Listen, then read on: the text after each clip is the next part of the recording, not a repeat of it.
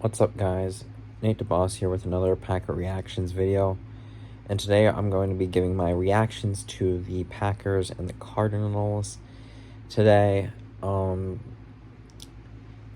the reactions video is going to come out a little late tonight, but so the Packers get a W 27-23. So I'm a little tired. Just got done right after the Sunday night game, so no more football the rest of the day. So I will say this was another one of those frustrating games for us. And I know we hadn't won a road game since December 15th of 2024. So that was week 15 of last year. So we hadn't won a road game in four games, including the playoffs. But I mean, it's just like, I don't get why it's so hard to win on the road. I mean, I get it. I mean, the hostile environment, but look, there were like half the fans there were Packer fans. I don't really get the picture of why it just wasn't a complete game. It looked like the first 2 weeks, I mean, we were chilling, and then after we had that mini bye, it just seemed like against the Browns, it just kind of fell apart. You know what I mean? Because, I mean, we just couldn't close out a game, but, I mean, they made some very crucial plays when it mattered today. So I think that's one thing I'm definitely impressed with, for sure. But in the first half, it just felt like an off game. You know what I mean? 3 points in the first 29 minutes and 29 seconds. I mean, that's just kind of an atrocity because, I mean, the Cardinals' defense hasn't really been the best. What do I say? Secondary, it hasn't been the best. I feel like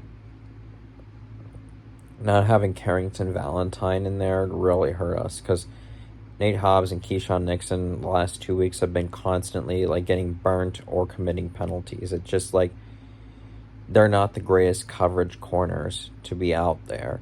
And I think that's one of our biggest weaknesses, and it's something that, if someone ever comes up that we could bring in pass coverage, I mean, that's great. And, if we can get someone on the trade block that we could go scoop up, I mean, that would be absolutely phenomenal. But having Nate Hobbs on one-on-one with Marvin Harrison Jr., yeah, that's just not a recipe for success, and something I can't really stomach myself. So it's hard to stomach that. And, there's been some coverage busts and everything, but I will say the pass rush did play pretty phenomenal today.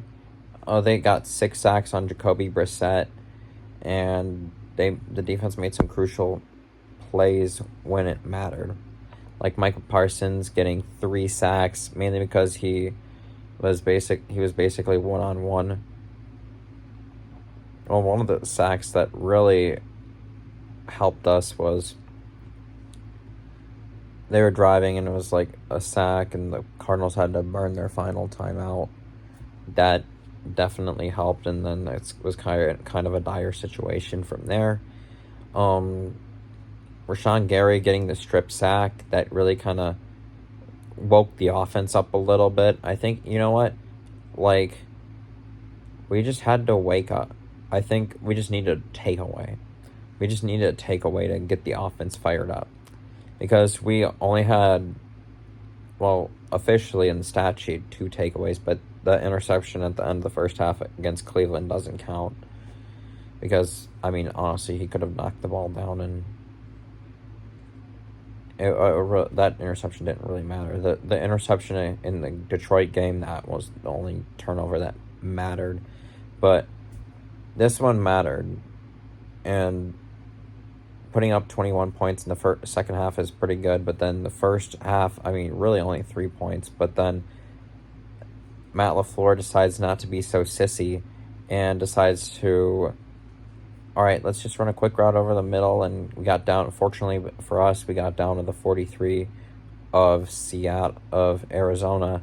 And then when Lucas Havrisek hits a 61-yard field goal, which is a Green Bay Packers record. So guys like Chris Jackie and Ryan Longwell and Mason Crosby don't hold the mark. It's Lucas Havrisek who holds the record for the longest field goal in Packers history of 61 yards. Altitude helps too. So that's a very nice benefit that Havrisek had. I'm sure there's a lot more of an altitude out in Green Bay, Arizona, in the Phoenix metropolitan area. On the offensive side of the ball, I definitely still think there are quite a few kinks. And I think this team is very talented. But the problem I have is that it's Matt LaFleur. I think a lot of people have been blaming Matt LaFleur for some questionable play calling. And I think it's the one thing that's holding this team back, because I feel like a lot of situational things are holding the team back from being 6-0 right now, which I totally believe we should be 6-0, but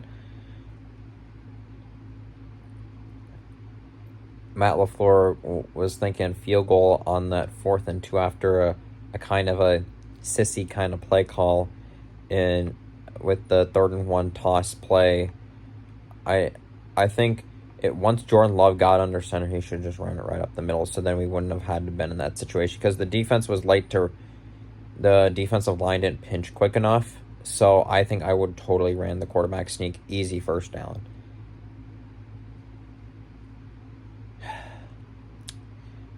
But then I think Jordan Love kind of convinced Matt LaFleur to go for it, and look what happened. We got a touchdown out of that, and then once the Cardinals got the ball back, we forced them to use a timeout, which is good. So I guess not scoring right out of the 2-minute warning kind of helped.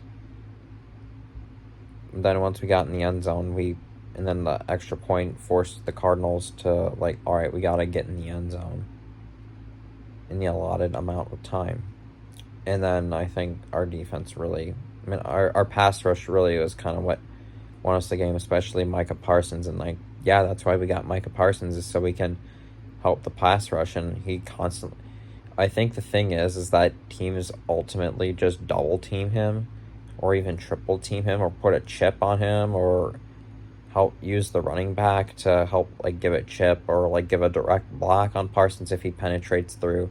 And so, but I saw this stat, he gets a quarterback pressure half the time. So it's good scheming on the Cardinals end, and I think the Cardinals played a really good game today, considering they had been on a 4-game losing streak, and I think a handful of games the Cardinals deserve to win, like the Titans and the 49ers. I would have loved to see them win both of the Titans and the 49ers. I totally could have seen them winning those 2 games. But I think they are, in record-wise, they are not the best team. They are the worst team in the NFC West, and the NFC West is a very competitive division. It's been a very historically competitive division over the last, couple of years, and the Cardinals have kind of gone through some things the last couple of years.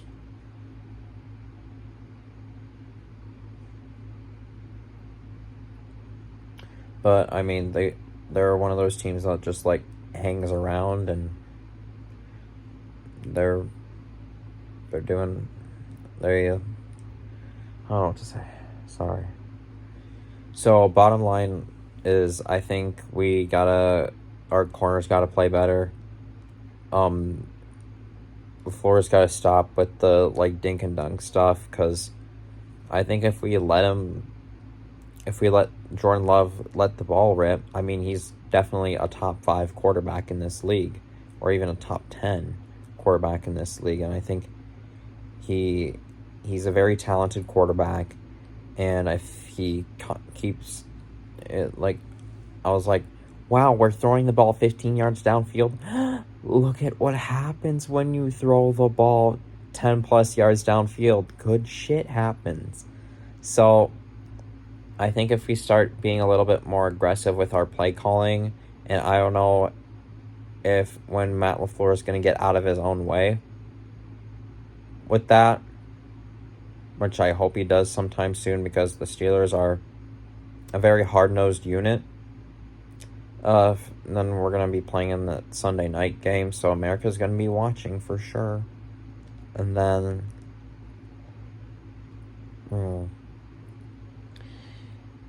I just really hope we can just clean up the kinks and just keep on rolling with some dubs. So that's all I got in this video, guys. So thank you guys for watching. Hope you guys enjoyed. Like and subscribe. Go Pack Go.